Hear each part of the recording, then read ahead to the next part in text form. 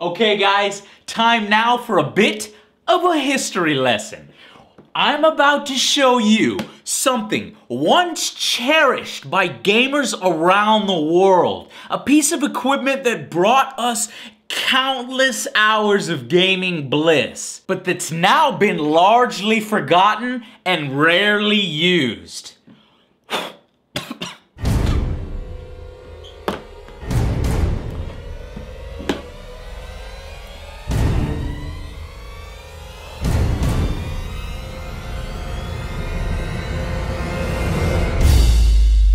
This is the joystick. Joystick.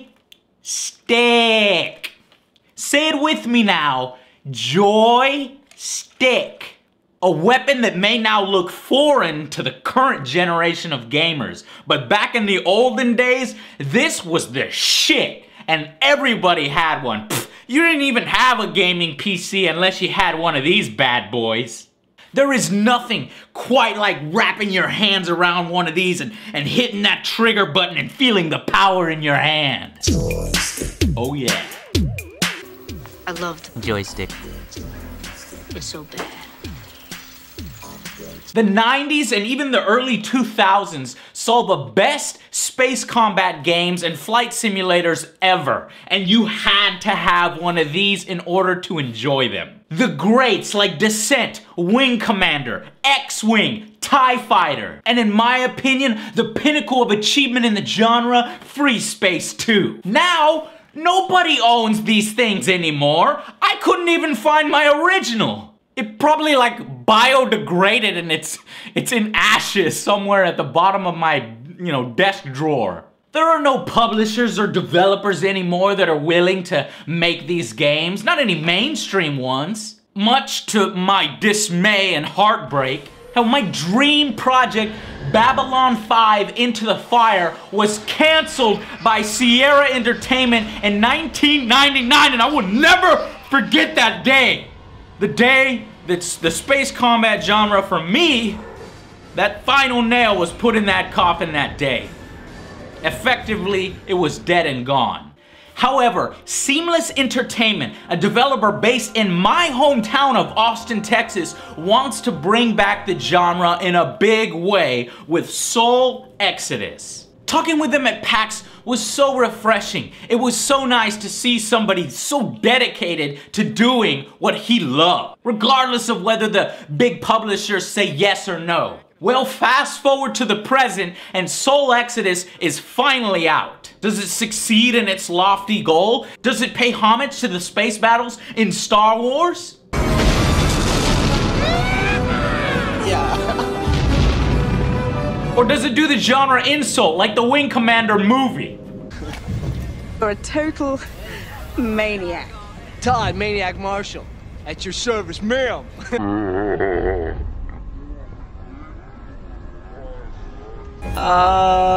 Shit. Let's find out.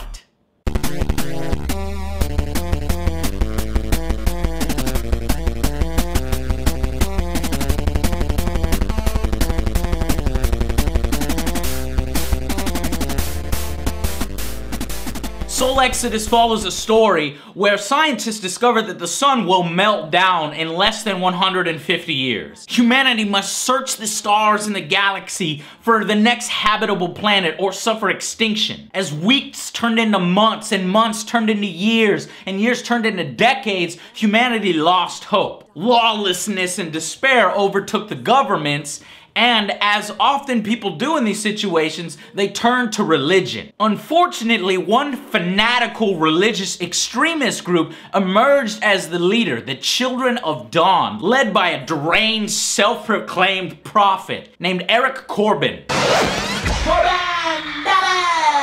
Not that Corbin, that's the good one. This is the bad one.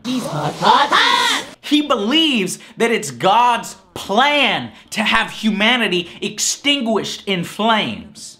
They rule with an iron fist and force everybody in the soul sector to stay there and suffer their fate as it's God's will. No one hides from his wrath. I liked it better when these guys just rang your doorbell and gave you a free magazine. And while there are no aliens or space cats, even though I kind of wish there was, it is set within familiar and beautiful backgrounds of our Sol sector. Now the story is told mainly through in-game cutscenes and radio chatter as you dogfight.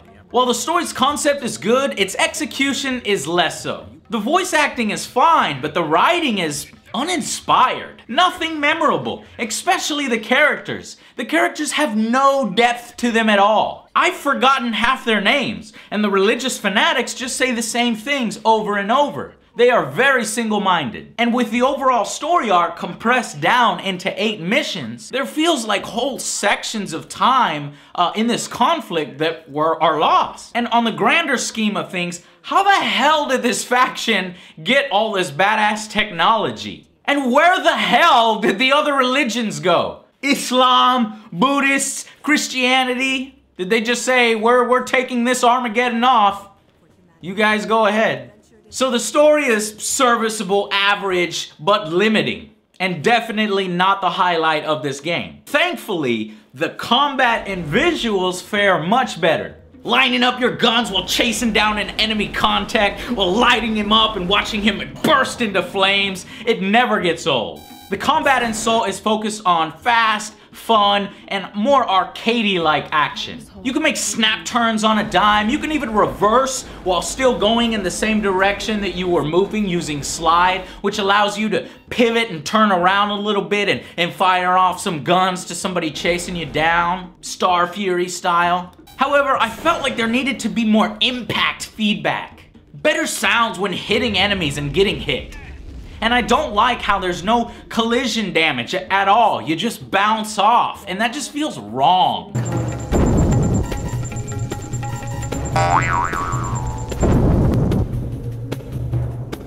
It just takes you completely out of the moment. Thankfully, the soundtrack and musical cues put me right back into the mood. They are obviously Battlestar Galactica inspired. Dead on, really, and they're perfectly suited for this desperate, against all the odds type of scenario that you're in.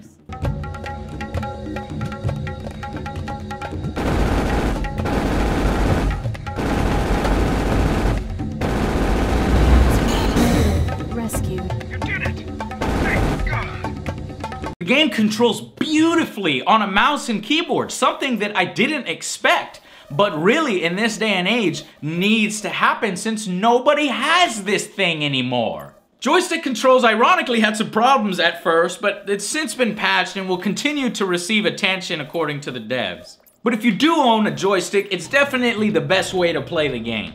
Unfortunately, the gamepad doesn't do quite so well, especially the Xbox controller. Turning and changing height at the same time feels slow, stiff, and unresponsive. The button layout is awkward, and while you can change the button assignments, it's just not the preferred way to play. Now, aside from protecting your capital ship, dogfighting enemy craft, and knocking out key subsystems on larger ships, the game does introduce a new, unique, innovative mechanic: hacking. By targeting a specific subsystem on an enemy capital ship, you slowly receive a letter/number sequence that you can memorize and input later on in order to disable things like the turrets, turning them against their own enemy fighters, shutting down the missile systems to protect your capital ships, even disabling the engines. And if you do this enough times, it will open up weaknesses and you can download the blueprints for the enemy capital ship, which will show you large glowing red areas on the enemy capital ship that when you shoot does massive damage to an otherwise very invulnerable capital ship. Enemy frigate hull integrity 0%. There are 0 survivors. That's 1 down. I liked it. It was innovative. It required good timing and focus in the heat of battle. And it rewarded you justly. I just wish that it was used a smidgen less. Now, I would have liked a few more standout moments, battles on a grander scale. But with their limited budget and team, they still managed some flashes of greatness. One sequence reminded me of Star Wars when you launch from the fighter bay of Atlas and you're immediately swarmed by enemy fighters.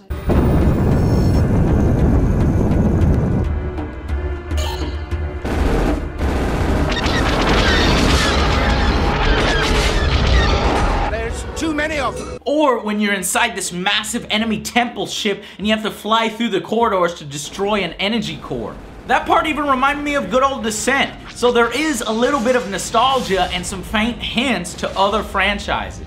Another aspect I really liked was the damage cues, like shattering glass to let you know to either step it up or go get help. If you take heavy damage, you have the option to retreat back to the Atlas hangar. You fly in it, and you land, you repair, and then you get launched back into the fray. Although you take a score penalty each time, I thought it was a really cool and thematic feature.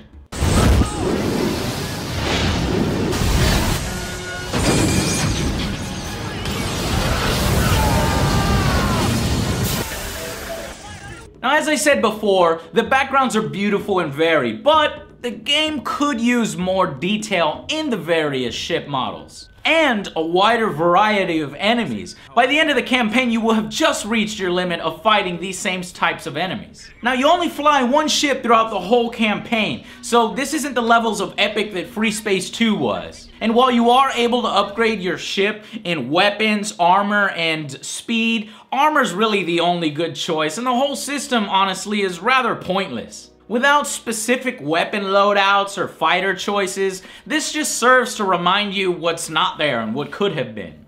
One final bit that's annoying is the lack of checkpoints.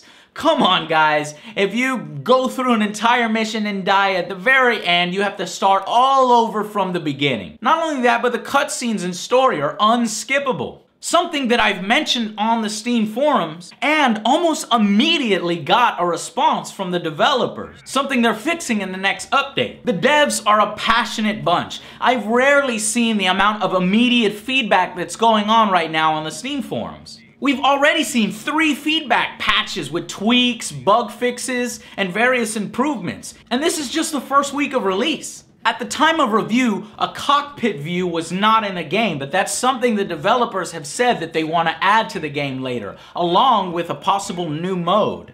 As Seamless's first title, I am encouraged by their abilities, and I'm looking forward to what the evolution of their ideas bring next. So, is this the end-all space game to single-handedly bring the genre back? No. But with a team of only 6 developers, I wasn't expecting them to compete with the multi-million-dollar budget of Volition and those previous space combat games. Instead, Seamless has created a quick-playing, fun, intense throwback to when space combat games were all the rage. The final verdict, though, for Soul Exodus is a 5 out of 10. Now remember, on my scale, a 5 is average. It's not a bad game at all, far from it, but it's definitely not the champion herald that will bring back the space combat genre.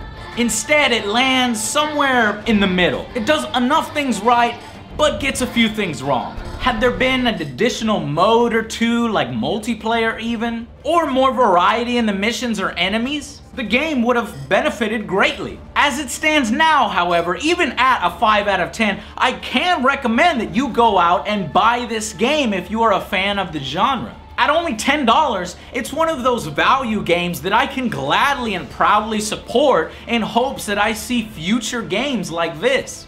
Until then, I'll see you guys on the next Angry Joe Show.